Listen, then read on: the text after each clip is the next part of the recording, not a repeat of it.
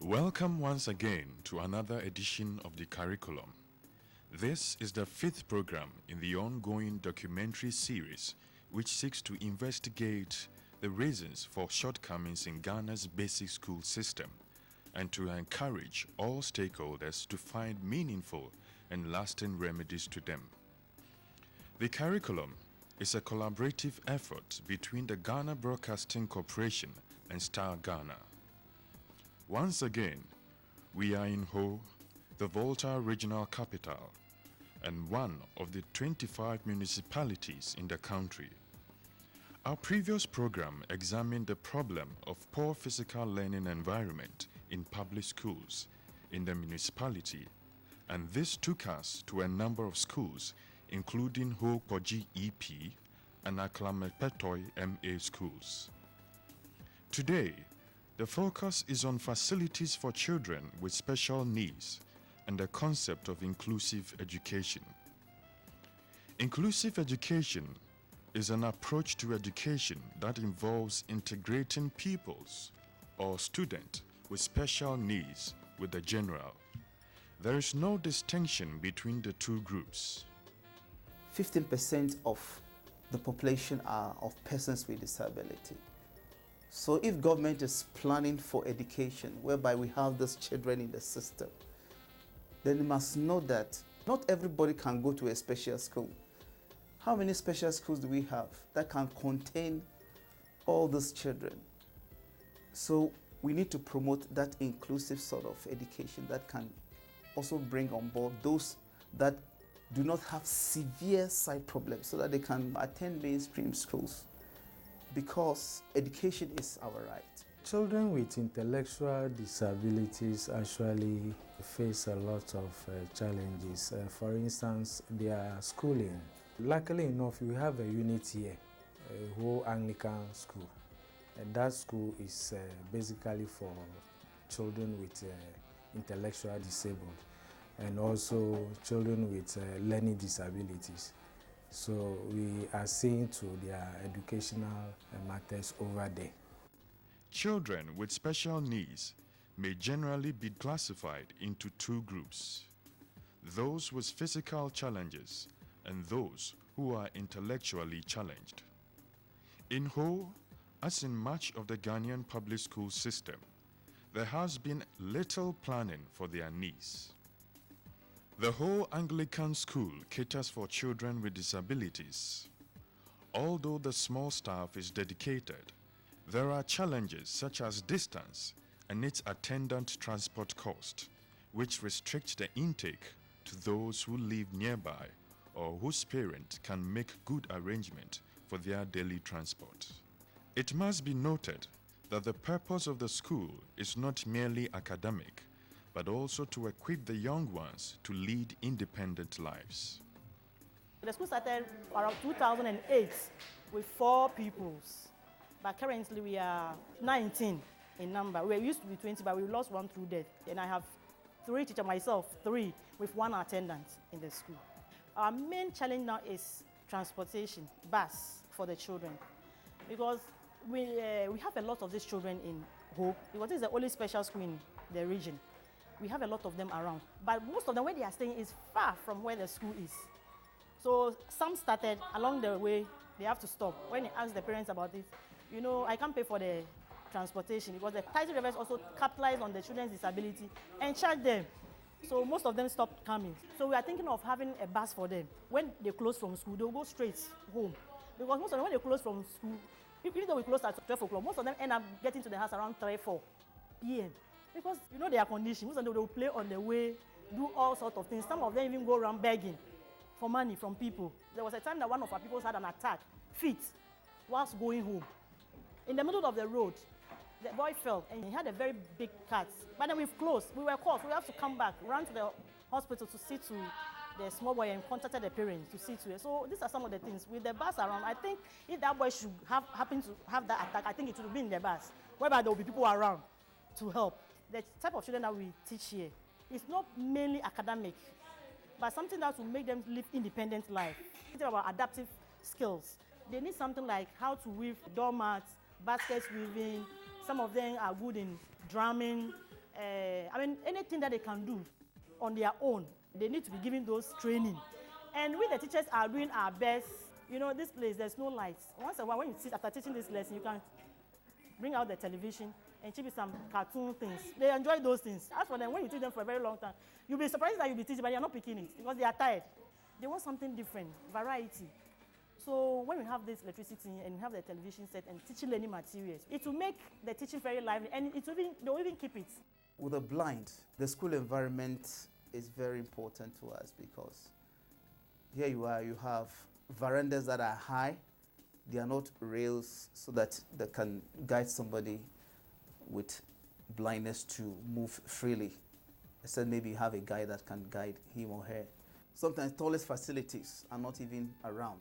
Some schools have a lot of rocks here and there, tree trunks all over the place, which made movement by the blind a bit difficult. And even those with low vision, you know, we have a lot of steps all over. Sometimes you cannot see the steps properly, and before you realize, you just drop down.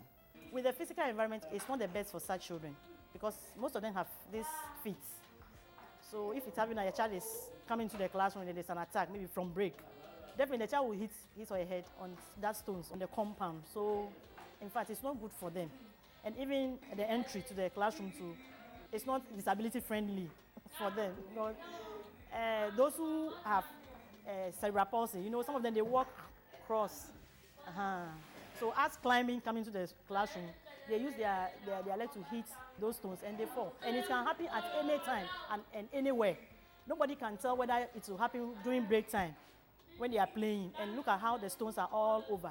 So we need schools that are, you know, friendly environmentally, so that can enhance easy access. And then in the classroom too, the sitting arrangements should be made as such that, you know, the desk should not be so close, because for me as a person with blindness, I need a bit of space to enable me to move a bit freely. It can help me to identify my locations easily so that I can also, you know, enjoy the atmosphere in the classroom. And computers, because some of them cannot write. So with a computer, at least they can be typing on their own. Because I have a girl here, the Ladem. In fact, when you started, she's one of the pioneers that started the school with us. In fact, when she came, she couldn't walk. She's a cerebral palsy child. But we've been training her gradually as to go around, and we contacted the physiotherapists in VRA, Regional Hospital, we've asked the parents to be taking her there, and she went through that, and now she can walk. The learner could not write, but now the learner can hold a pen or even crayon to write 1, 2, 3, up to 10. Perfectly. She's here with us. So I realized that they can do something if only the materials and things that they need to help them are in place. They will do wonders. We'll be surprised. And Voice Ghana is really helping us. It was through Voice Ghana that we had some of the teaching learning materials that the children are using. We come together, we buy exercise books for the children ourselves, pencils we provide for them. Some of the teachers will give out uniforms to some of the children who don't have uniform. Even though there was a time they supply uniform to the children, it was given to them. But you know, as times go on, you know their nature. It will get done along the way. They need replacement. So some of the teachers buy those things for their children, just to make their children happy and always wanting to come to school. Actually, they are facing a lot of problems, environmental problems. But in the mainstream, we're thinking about relocating them to a bigger place. But that is left to the authorities to at least carry out the program. But for now, we are housing them there because it is an integral part of the primary school there. So we don't need to separate them for now, because it is an inclusive system that we are running. So if we separate them, it's like we are still encouraging the segregated system. So that is why we are maintaining them for now.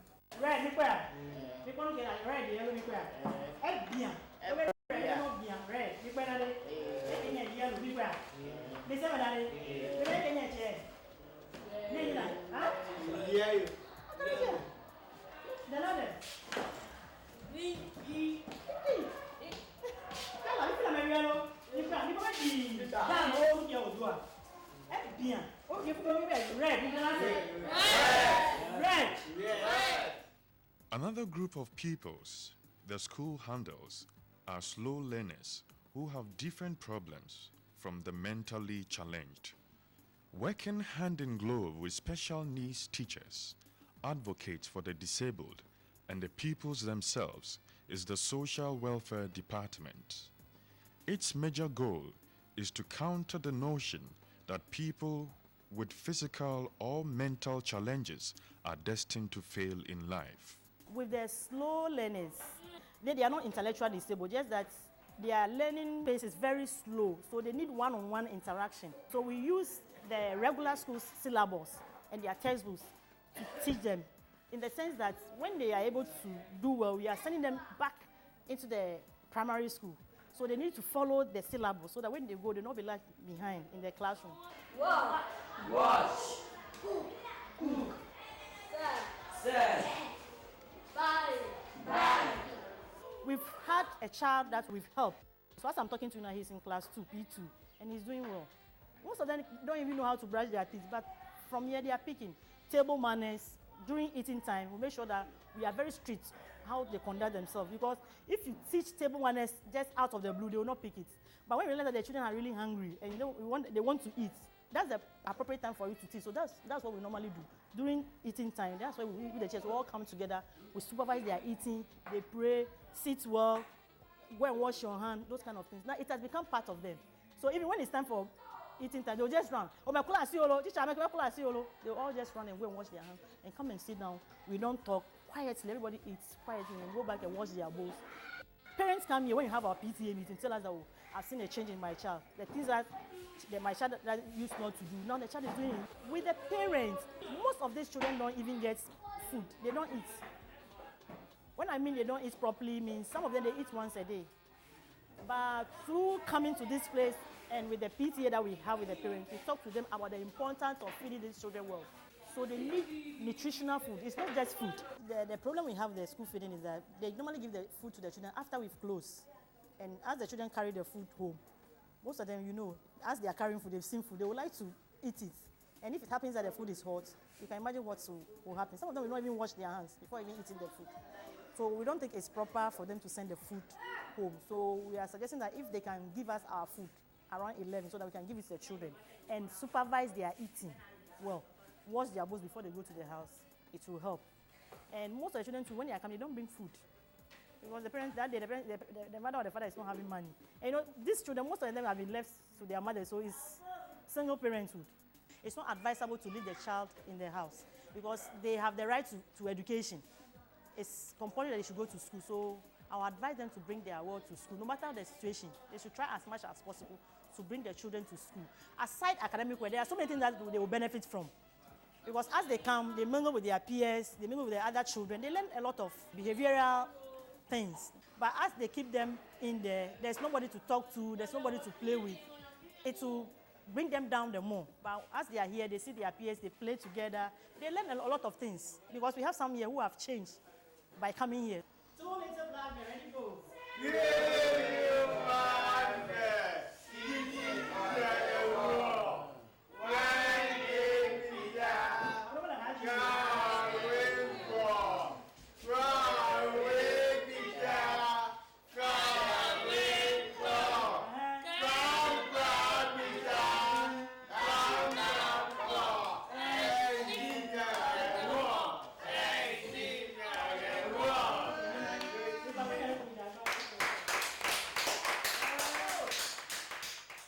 The mandate of the Department of Social Welfare in terms of disability and also the Children's Act mandate us that we identify such children, register them, and then liaise them with the possible authorities. Health, if it's a health issue, we refer them to the health authority, the hospitals, for assessment and possible medical intervention and rehabilitation. One of the things we do is to do registration of the disabled in the communities.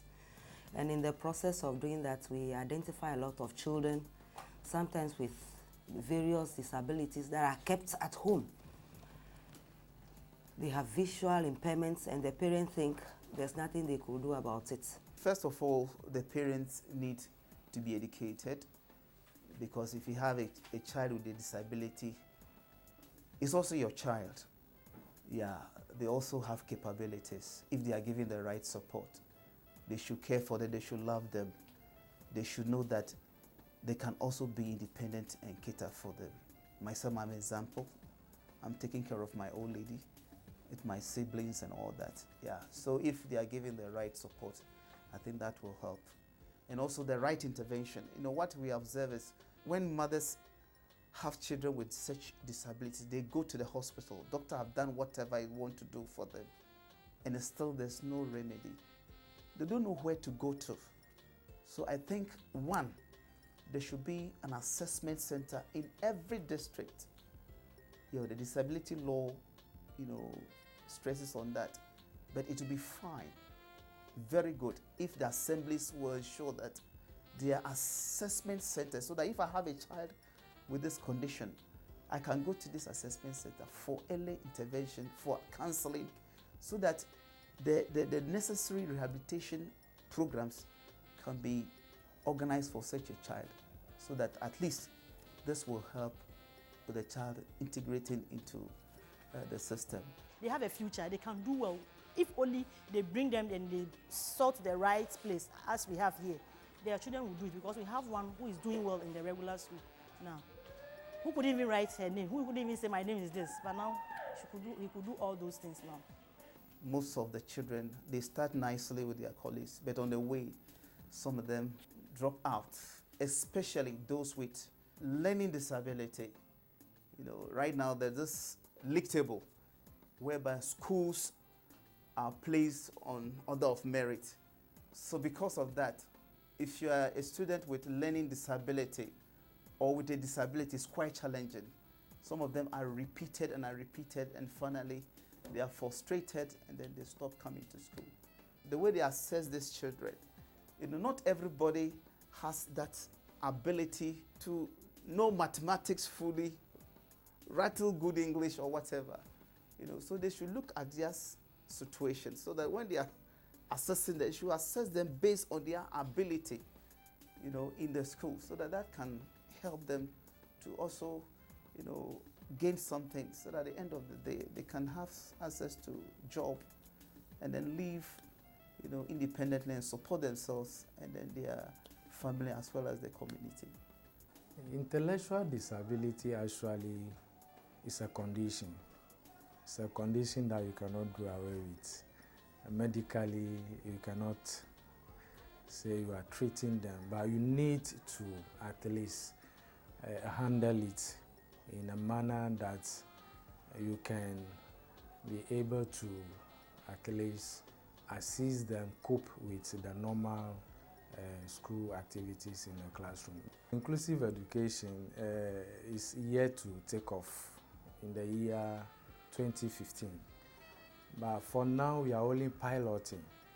And Ho Municipal is one of the districts or municipality that has been selected to run the pilot project.